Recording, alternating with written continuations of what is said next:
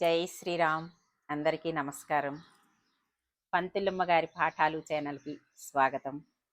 ఈరోజు మనము కాకుత్స శేషప్ప కవి గారు రచించినటువంటి నరసింహ శతకంలోని ఒక పద్యాన్ని తెలుసుకుందాం.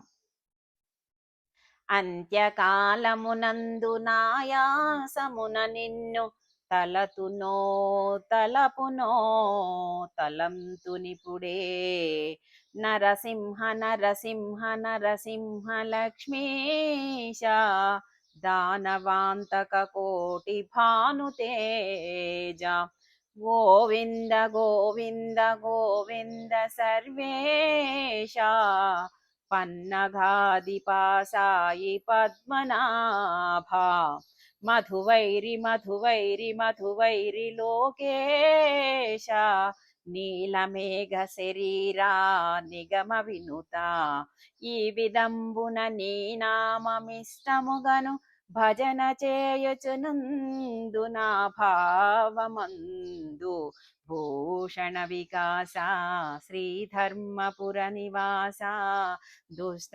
సంహార నరసింహ దురిత దూరా. ఇప్పుడు ఈ పద్యం యొక్క భావాన్ని తెలుసుకుందాం. శ్రీధర్మపుర నివాసుడా, ఆభరణముల చేత ప్రకాశించేవాడా, పాపాలను దూరం చేసేవాడా, దుర్మార్గులను పారద్రోలేవాడా, ఓ నరసింహస్వామి, ప్రాణావసాన కాలమున బాధ చేత నిన్ను తలంచగలను లేదో స్వామి, ఇప్పుడే తలంచెదను.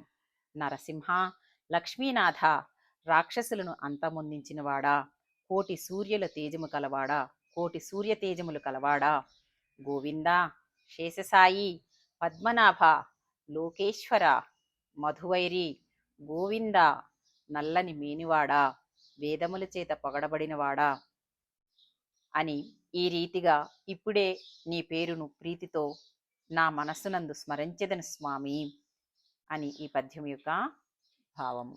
ధన్యవాదములు. ఈ పద్యము భావము నచ్చినట్లయితే లైక్ చేసి సబ్స్క్రైబ్ చేసుకోండి.